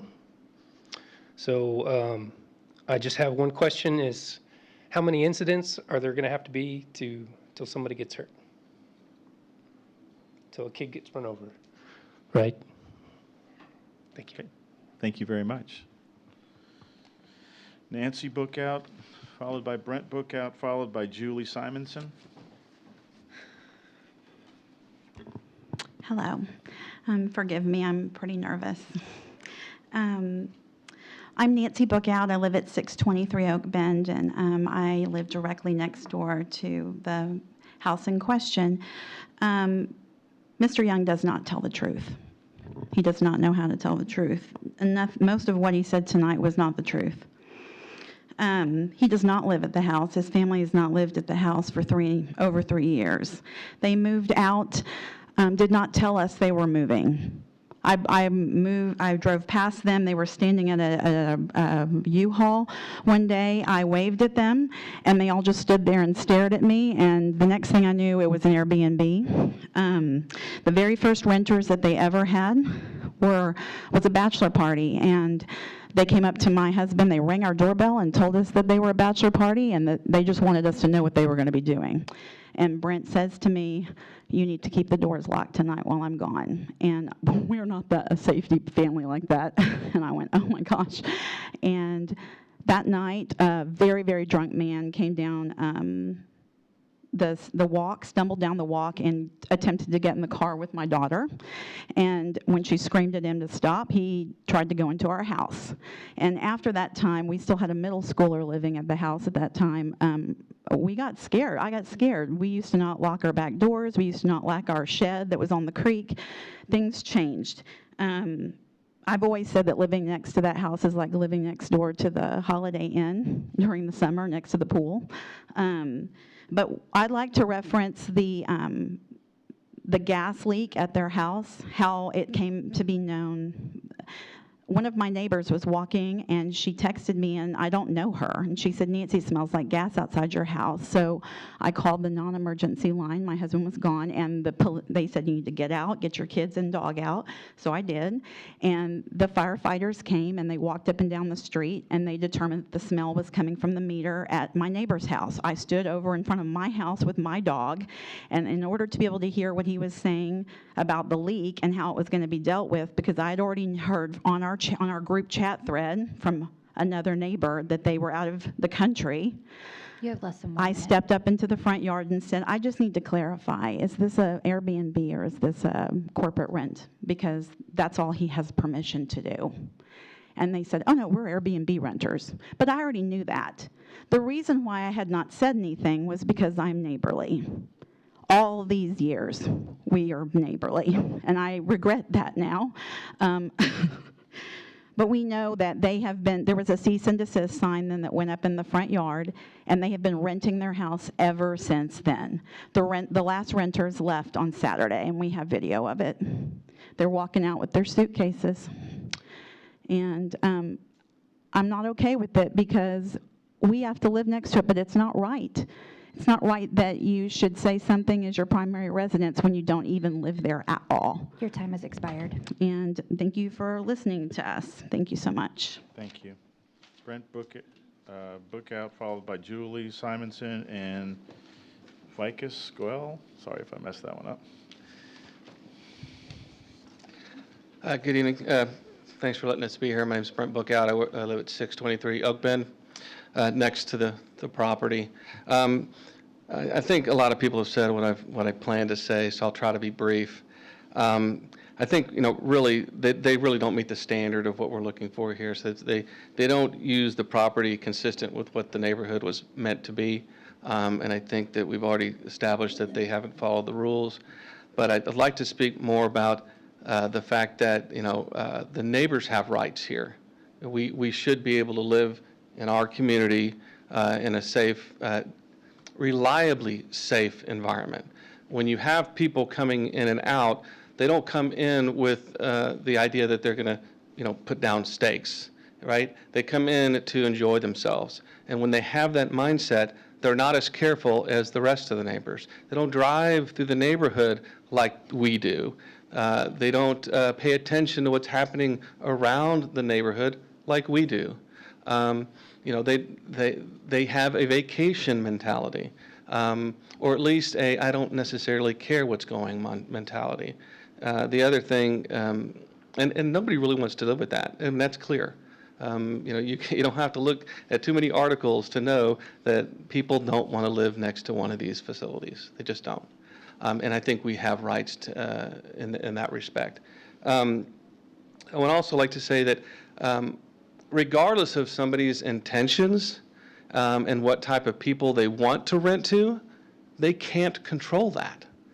They can, I love the comment about the credit card. There's no background check. There's nothing that you can do to say that this is a good person or a good family. The people that show up are the people that show up, and they do what they do. We've had a lot of noise, a lot of late night, ruckus. But we don't complain about it a lot. We complain about it to each other, but we're not going to call the police every time. I mean, if we thought we were in imminent danger, we'll call the police.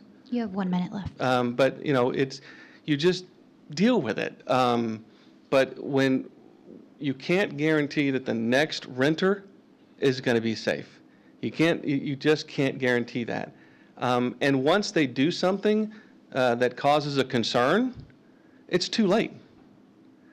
So the fact that Scott is willing to, I'm going to deal with it. I'm going to talk to them. I may kick them out. Well, what if they've already hit somebody with their car? What if they already did damage to somebody's property?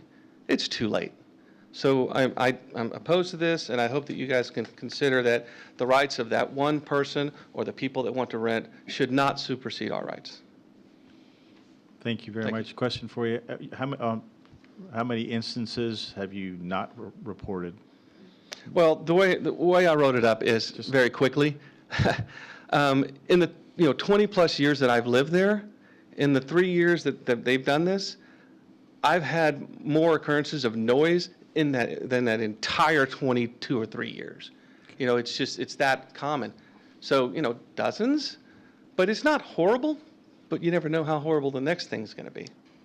Thank you. Ms. Simonson, followed by Vicus Goel, followed by Dwayne Willett.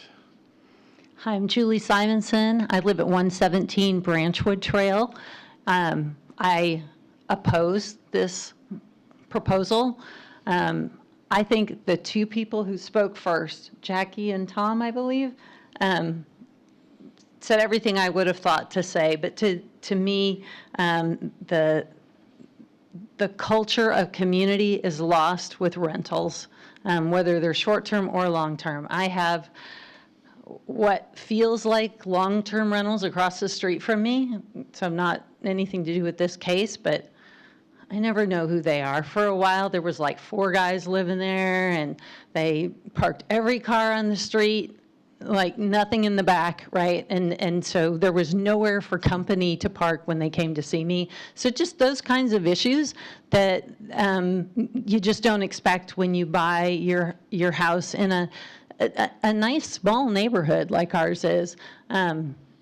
It's just not what it used to be, and the more we let things like this occur, the worse it's going to be, and property values are going to plummet. Thank you very much. Question, where would they park in the back? There's no alley. This is the front. No, so the house across from me has a rear entry garage. Oh, sorry. So they could park in at least the driveway if they didn't have the garage free, but they didn't. There was always like 4 or 5 cars out front. Gotcha. Thank you. You're welcome. Vikas Goel? Please tell me how to pronounce that. Oh. He was offended, I'm sorry. All right, Dwayne Willett, followed by Mindy Clark, followed by Jack Clark.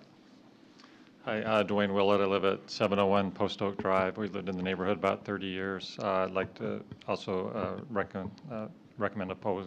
I have also opposed granting this motion.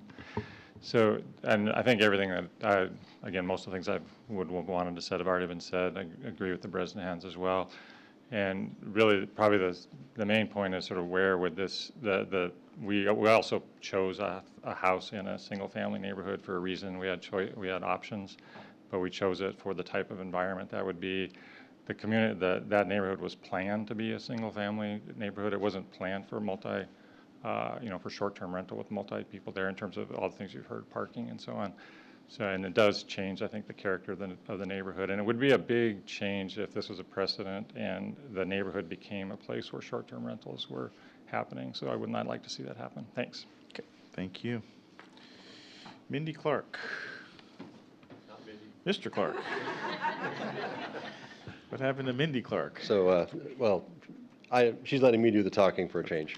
So, and also the Gillens had to leave, so the next 3, or the 4 people slot is me, so I'll save some time here. Again, my name is Jack Clark. I live 718 Beale Lane, Coppell, Texas.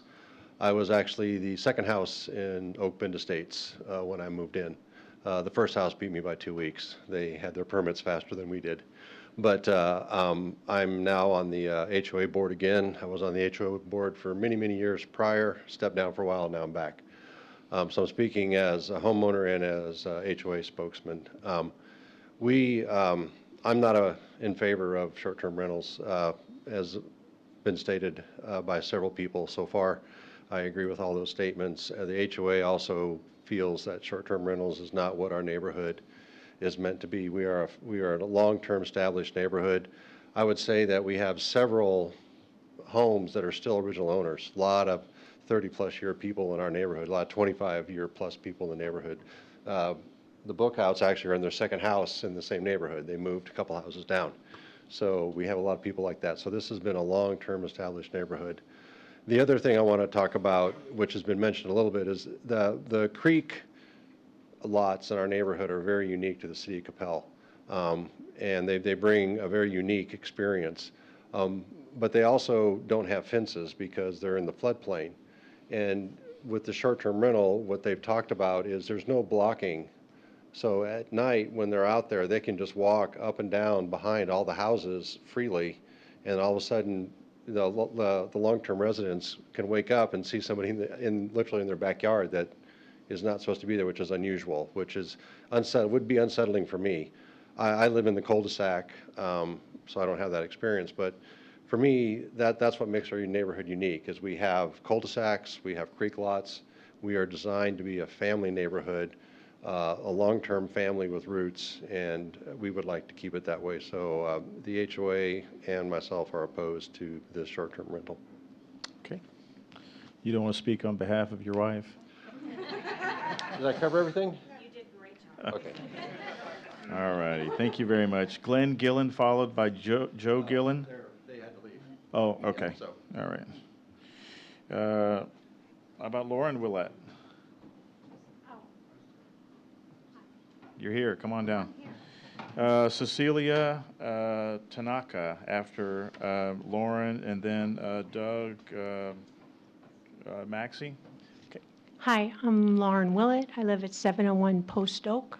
We've lived there 30 years. My husband spoke before me, and everyone's already said my opinion. I'm opposed to having short-term or even long-term rental. I like the family community that we've made in this neighborhood, and I just think frequent turnover of people coming in and out is not what I want, and it's not what I thought I bought when I bought my property.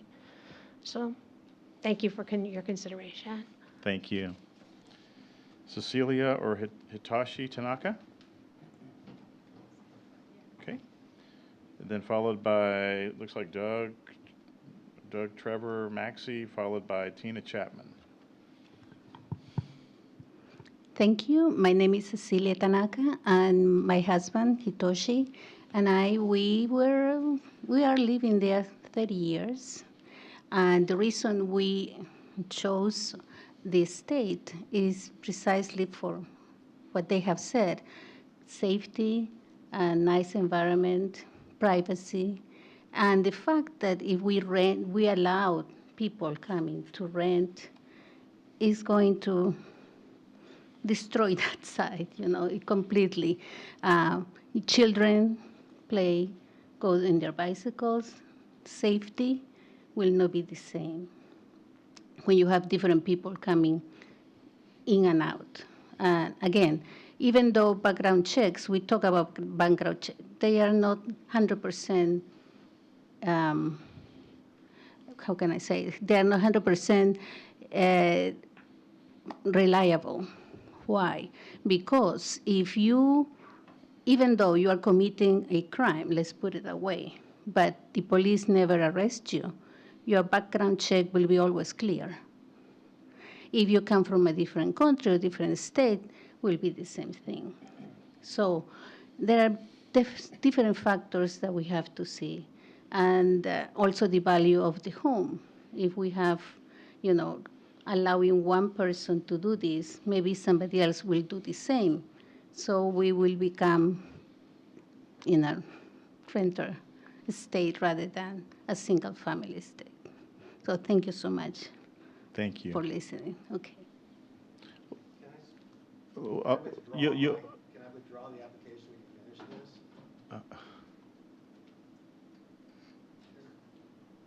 If you would like to. This is, we've never had this happen before. Can I speak for a second? I'll withdraw so we can save everybody in the room time. Okay, we'll continue with the public hearing, but I'm hearing the applicant saying that we would like to withdraw his application. Correct. Is that correct? Okay, all right, okay, that'll be noted. All right, we'll continue on for the documentation of the case. Doug and Trevor? I'd like Trevor Maxey to speak. I'm good. Okay. I think we should. I'll be very brief. He withdrew. So my name is Doug Maxey, and I live at 599 Oak Bend Drive, and I've been a resident for 10 years.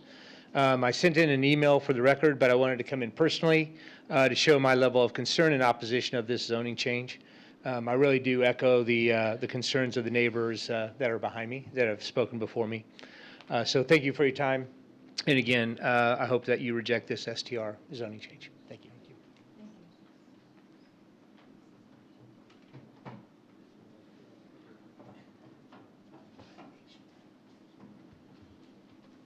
I'm sorry. So we're getting a Vice Chair Portman. What's your comment there? You'd like to? Well, my comment is basically I'm going to move to adjourn the hearing because the applicant has withdrawn it. It's no longer in front of the City Planning Commission. Okay. Okay. Noted.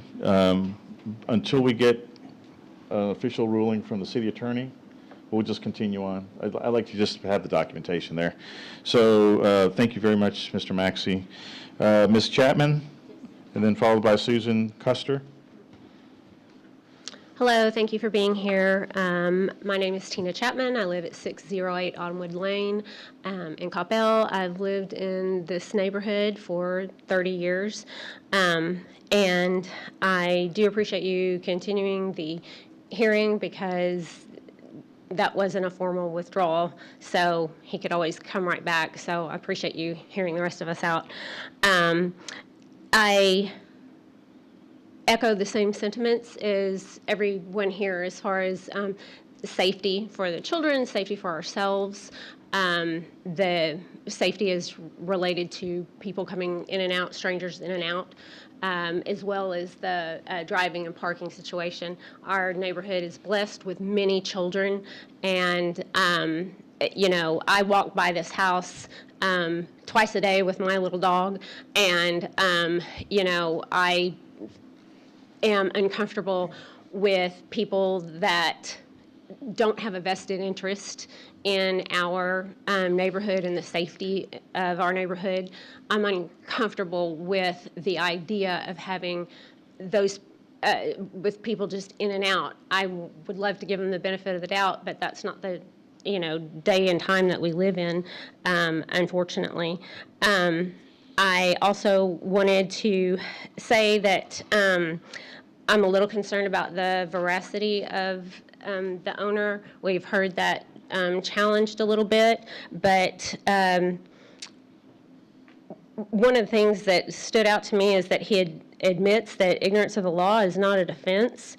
I'm concerned that what future incidents would he use that same argument for any violations or any harm that may come to somebody. Also, I found his behavior to indicate a lack of desire to change his behaviors, perhaps, but a lack of remorse for the inconveniences of the other neighbors. And that really makes me concerned about his willingness to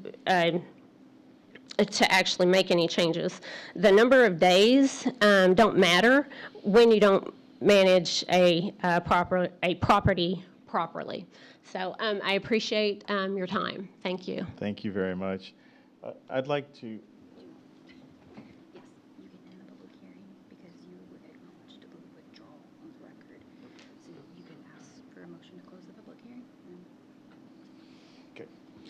So I've been advised through our city secretary, conversing with the city attorney, that we could go ahead and close the public hearing and just go ahead and end it. But I mean, thank you for coming out, number one. But number two, if you all feel like you want to say something on the record, I'd like to hear it, because we've had 4 applications, and I think there's validity to what we're hearing with regards to future applications. So you tell me, do we want to end it now, or do you want to continue on? All right, this is what we'll do. We'll do lightning round. We'll go 1 to 2 minutes real quick so I can hear key concepts, and then we'll go ahead and we'll make our decision. Is the commission okay with this? Okay. All right. So thank you, Ms. Chapman. Ms. Custer, Susan Custer, then followed by Connor Lipscomb. Okay, Ms. Custer said everything's already been said. Connor Lipscomb, followed by David Tolson.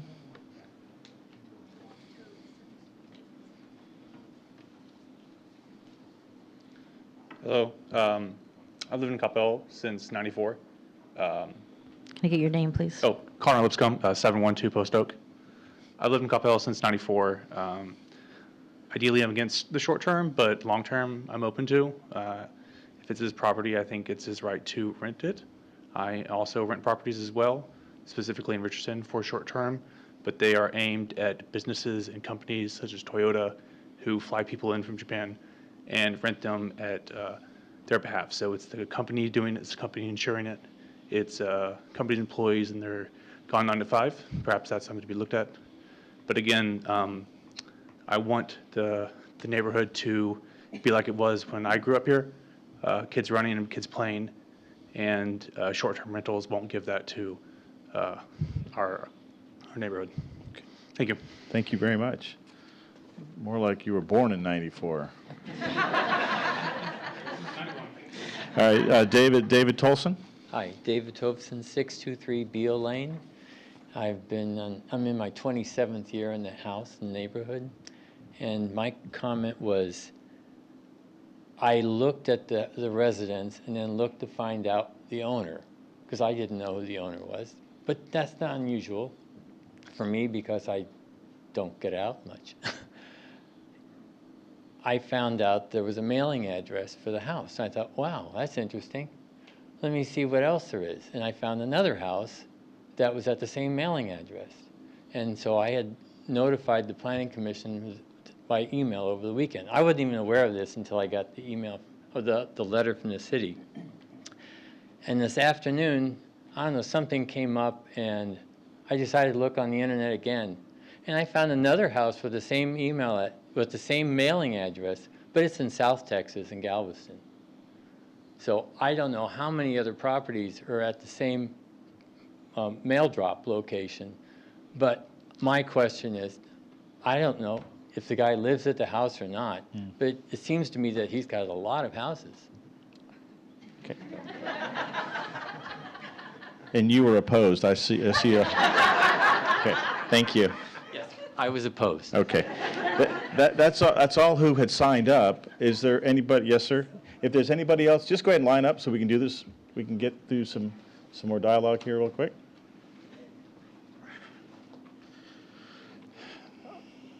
Oh, okay. Yeah, I'll make this quick. Colby Bookout, 623 Oak Bend Drive. So I lived most of my life there.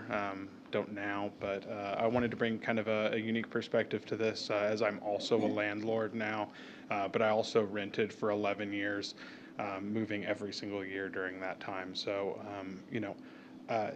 the owner here is trying to make an appeal here that he is renting to nurses and doctors and those types of things.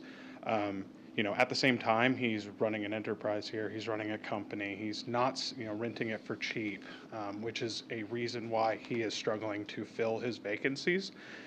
Whereas on the other hand, I'm actually renting as a kind of a service. I have multiple tenants that aren't paying. That's the type of thing that you do to friends who are needing short-term places to live when you have extra rooms available.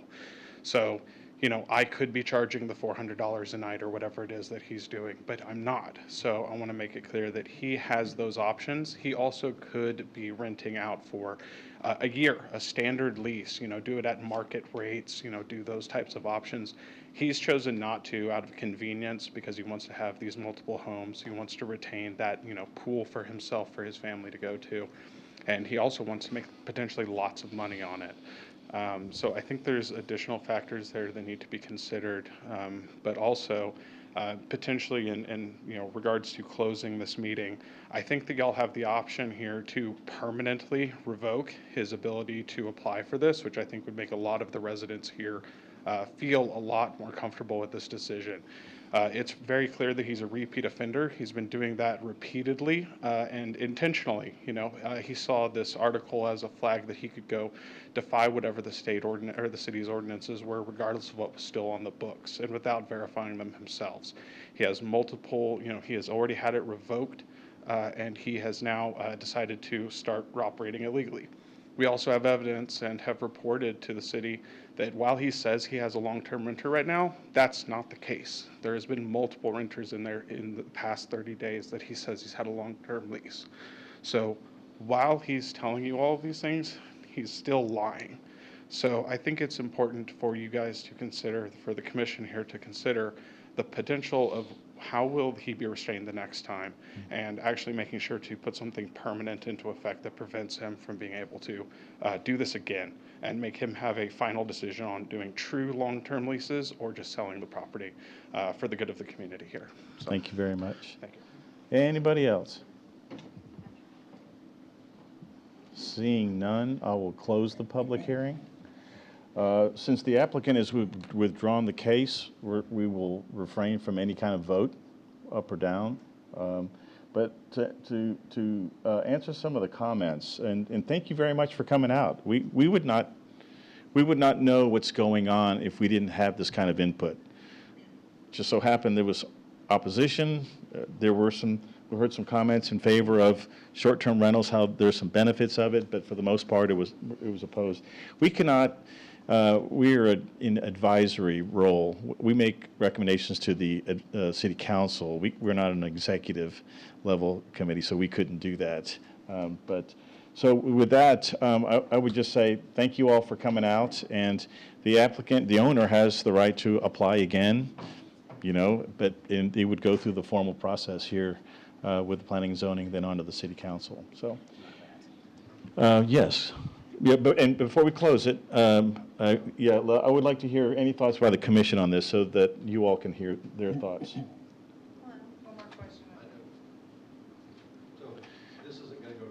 No, this is dead. This item is dead because the applicant withdrew his case. Okay. So if he starts to rent again? So, okay. All right. So I have closed the public hearing. Okay. And so obviously there's rules and regulations in place. If he is operating illegally, then that would be a code compliance issue. Then the city would have to take measures from that perspective. So,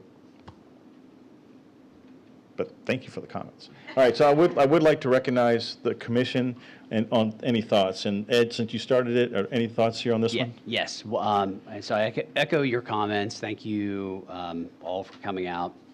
I think for the record, I think it's even with the withdrawal, it's important to say that while I understand not having a fluent understanding of all the city code, while that is understandable, when you are renting your home, whether short-term or long-term, you're running a business, and you have people that are not your family in the house, and their well-being is now under your supervision. And so to do that, that comes with responsibility. And so your responsibility is to follow the compliance and to ensure, among other things, that it's a safe place to stay however long they're staying. And so I think it's important to say that it comes with a responsibility to know, when to contact the city, to understand the code and so forth. And then two, this is why we have this setting. This is why it comes to this body, because, we want to hear, what is how has it been operating? And we take all of these very seriously. It's obviously by looking at each individual one as they come in. And so that's the only way we know how it's being operated. Because it's not our job to judge whether or not somebody is telling the whole and complete truth. That's not our role. Our role is just to judge the body of evidence and the specific code around when you can operate a short-term rental, because you are allowed to do it in the city, and to judge whether or not they're in compliance or not. And but I won't make, since the motion's withdrawal, won't make comments on it. But I think it is important when we recognize that it is not being the ordinance is not being complied with. It's a fairly easy decision. I think it's clear from the evidence in the hearing that denial is the only thing that can happen by this commission to the city council. The guy's not been in compliance multiple times and in violation of city ordinance, and the city is free to enforce the code against him. So it's over. Ready? Now, one thing I was going to mention, again, I appreciate everybody showing up today. I think it's important for these P&Z meetings that the community does come out and voice their concerns. Because again, we have to balance the property rights owner and then the concerns of the community. So again, it's nice to have a turnout like this, so thank you. Sue? I'll just share with you what my thoughts are on this case. Based on the information that we were provided from all of you here tonight, thank you, from the applicant and from city staff, I would not be in support of this. If it were to come back to planning and zoning with that same exact information, it's the exact way I would vote. Cindy, would you like to add any thoughts there from the virtual world? Sure. So, yes, I mean, I remember when we first came up with this STR ordinance a couple of years ago, one of the purposes of it was to hear what the neighbors thought of short-term rentals. So I echo my fellow committee members there. It was great to hear what the neighbors think of short-term rentals. That was very helpful. Okay, thank you, Cindy. And that final thought here, I mean, you know, we advise the City Council on all development applications that come before the Planning and Zoning Commission. We make our recommendation to the council. And so on zoning change requests, we also, you know, consider other factors, not only the rules and regulations of the city, but, you know, the health, safety, welfare of the community. And so in this case, obviously, there was you know, as with all SDRs, the potential. My concern was 4 rooms, the operations were sketchy, so clearly there were issues there, but it was too much. But as we contemplate these kinds of cases going forward, they're a case-by-case basis, but, you know, we're looking at other factors in addition to the rules and regulations of our city to make our recommendations. So thank you very much for coming. You're welcome to stay as we move on. We have 2 more items. And then, I will, guys, thank you. I'll get you in the lobby here right after this, okay? All righty, so item 6, the public hearing was withdrawn. Item 7 on the agenda is an update on City Council. We met in pre-session to review those. There was no update other than it's application time for boards and commissions. I believe it's September 26th through August 26th through September 26th. So if there's boards or commissions you want to apply for, not only those up here, but for others, feel free to sign up. Hey guys, we're still in a meeting. We're still in a meeting. Thank you. All righty. Any final thoughts from staff? Item 7? Okay. With that, item 8 is adjournment. The time is, golly, I can't even see that, 8:04. With that, I'll adjourn our meeting.